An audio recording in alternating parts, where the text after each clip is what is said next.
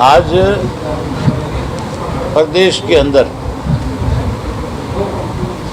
इस कोरोना की महामारी को लेकर के मुख्यमंत्री के, स्वास्थ्य मंत्री के और अलग अलग मंत्रियों के बहुत सारे बयान आए और बहुत चिंता व्यक्त कर रहे हैं इस बात को लेकर के कि महामारी दिनों दिन बढ़ रही है और इसको काबू पाने के लिए भी बड़े बड़े बयान दिए जा रहे हैं। इन्होंने पहले तो इस कोरोना की आड़ में किसान को लूटा और बर्बाद किया। आज भी किसान की गेहूं की फसल जो है मंडियों में रुल रही है, ना बारदाना है, ना कोई खरीदने वाला है और ना ही किसान की कोई पेमेंट करने वाला है। वहीं आज ऐसी हालत है हमारे प्रदेश की कि ना ऑक्सीजन है, ना इंजेक्शन है और ना ही कहीं बेड है। जबकि सरकार की ये जिम्मेवारी बनती थी बहुत पहले से इस बात को लेकर के अखबारों में, टीवी में, सब जगह इस किस्म की खबरें थी कि इंग्लैंड के अंदर जो दूसरा स्ट्रेन आया था, जो यूरोप में दूसरा स्ट्रेन आया था, उससे हर आदमी चिंता व्यक्त कर रहा था। हर आदमी ये कह रहा था कि ये बहुत खतरनाक है, इससे बहुत ज़्यादा बड़ा नुकसान हो सकता है।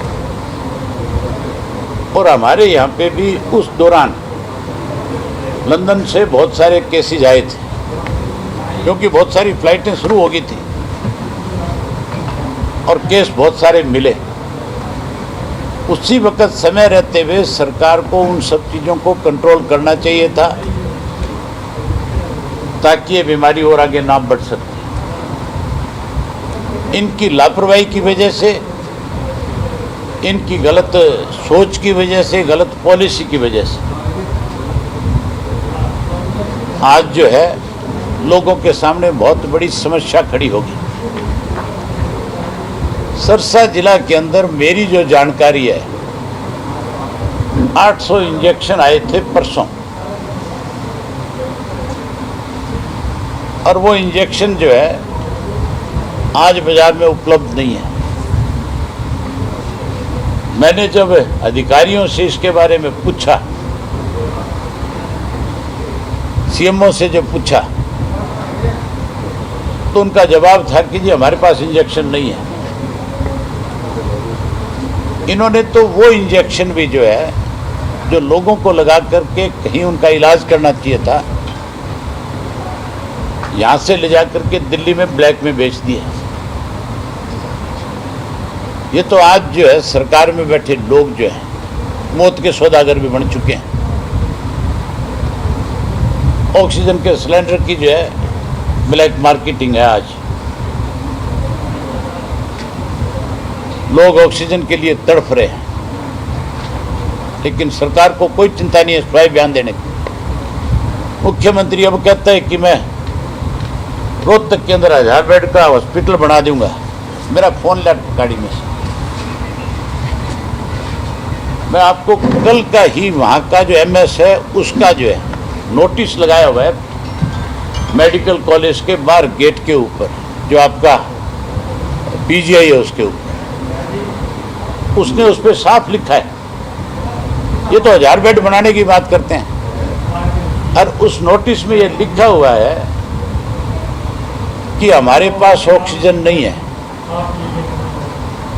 इसलिए हम असमर्थ हैं। कृपया हमारे यहाँ पे कोविड का कोई मरीज लेकर के ना आए।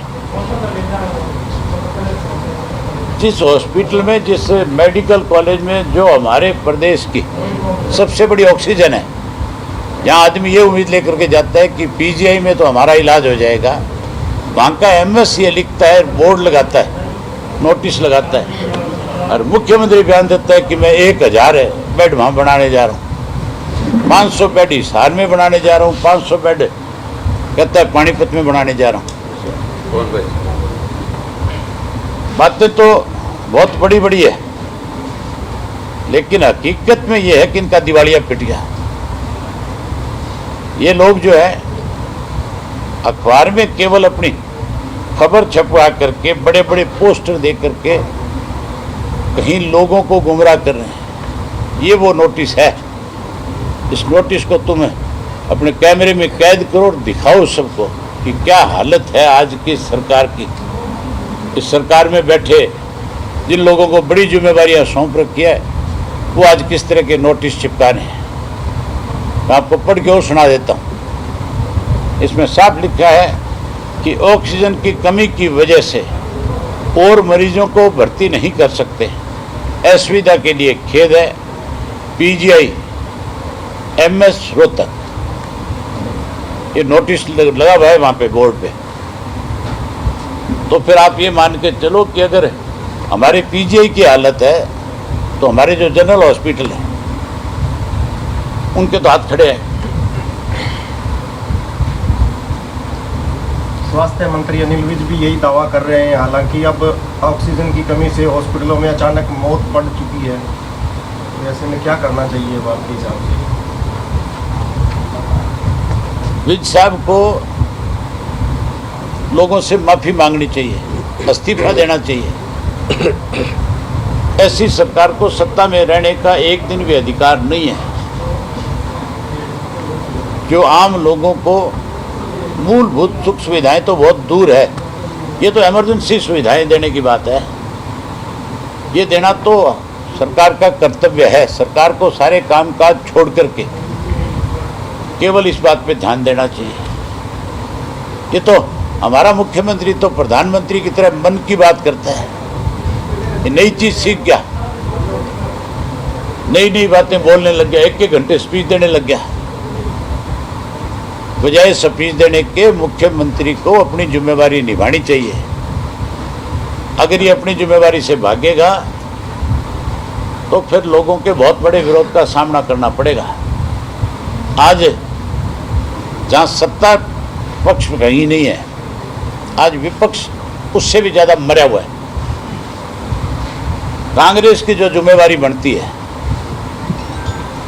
आज कांग्रेस के लोगों की समस्याओं को उनके बीच में जा करके, या कहीं उसके लिए कोई गवर्नर से मिल करके, या कोई मुख्यमंत्री के दरवाजे तक जा करके जहाँ उनको मजबूर करना चाहिए, वहाँ ये लोग भी अपने घरों में बढ़ गए। ये लोग भी इनके साथ मिल गए, ये भी इनके बी टीम के रूप में काम करने लगे। इसलिए आज प्रदेश के हालात खराब है। आज दिल्ली से भी ज्यादा बुरी हालत हमारे हरियाणा की है, जहां कहीं कोई किसी हॉस्पिटल में बेड नहीं उपलब्ध है। सब बेड नहीं है, ऑक्सीजन नहीं है, डॉक्टरों की कमी है, सिस्टम नहीं है, तो क्या सरकार को फिर मैंने पिछला जब कोविड आया था, अपने यहाँ यूनिवर्सिटी के अंदर जो हमारे चौधरी देवीलाल जननायक चौधरी देवीलाल इंस्टीट्यूट जो है, उसमें 100 बेड का हॉस्पिटल है। मैंने सरकार को मुफ्त में उपलब्ध कराया था। आज भी मेरी तरफ से ये कहा हुआ है,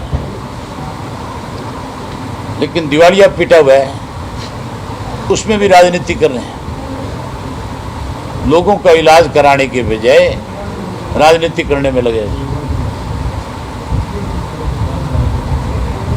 ऑक्सीजन नहीं है, ना वैक्सीन है, फिर बीमारी कैसे होगी? लोग तो ज़्यादा परेशान हो रहे हैं, कैसे बड़े परेशान हो रहे हैं? ये सरकार की जिम्मेवारी है इन सारी चीज़ों को उपलब्ध करवाए, लेकिन सरकार में बैठे लोग तो दवाइयों को भी बेचने का काम कर रहे हैं। ऐसे में हर आदमी को अपने आप को सुरक्षित रखना पड़ेगा, अपने आप को ही बचाना पड़ेगा। इस सरकार का दिवालिया पिट गया। इस तरह से मद्रास कोर्ट ने कहा है कि चुनाव आयोग है, उनमें मुकदमा दर्ज होना चाहिए, हत्या का मुकदमा दर्ज होना चाहिए, परिणाम रोक सकते हैं, कि उन्होंने आपत्ति नहीं जताई, रैलियां करते रहे, और अब संक्रमण इतना बढ़ गया कि हर दूसरा आदमी चपेट में आता जा रहा है। जहाँ चुनाव आयोग पे हाई कोर्ट ने इस तरह की बात कही है, वहाँ उन नेताओं के खिलाफ भी मुकदमे दर्ज होने चाहिए जिन्होंने भीड़ इकट्ठा करी है, जिन नेताओं ने कोविड का उल्लंघन किया है, जिन लोगों ने अपनी राजनीतिक रोटियां सेकने के लिए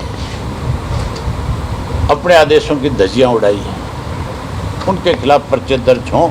ये जो लोग मरे आज हरियाणा में, इसके लिए सरकार में बैठे लोगों के खिलाफ पर्चे दर्ज होने चाहिए, क्योंकि अगर कोई दवाई उपलब्ध नहीं हो रही तो जिम्मेवारी चीफ मिनिस्टर की, हेल्थ मिनिस्टर की है, सरकार में बैठे लोगों की है।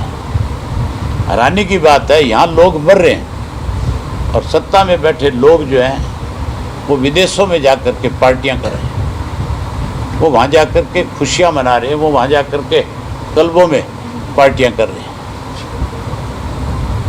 ऐसे लोगों के खिलाफ सख्त कार्रवाई होनी चाहिए। कल मुख्यमंत्री ने हिसार में एक हॉस्पिटल में जिसमें 5 लोगों की डेथ हुई ऑक्सीजन की कमी के कारण, उसमें जांच करवाने की बात कही है कि मजिस्ट्रेट लेवल की जांच होनी चाहिए और कोटा बढ़ाया जाएगा, जबकि आज स्थिति वैसी ही है। ऑक्सीजन उपलब्ध करवाना जिम्मेवारी चीफ मिनिस्टर की है। चीफ मिनिस्टर ये कहे कि मैंने जांच के आदेश दे दिए, इससे चीफ मिनिस्टर बच नहीं सकता। इनकी सबकी मौत का जिम्मेवार हरियाणा प्रदेश का मुख्यमंत्री है और इस मुख्यमंत्री के खिलाफ भी मुझे लगता है कोई ना कोई PIL में जाएगा।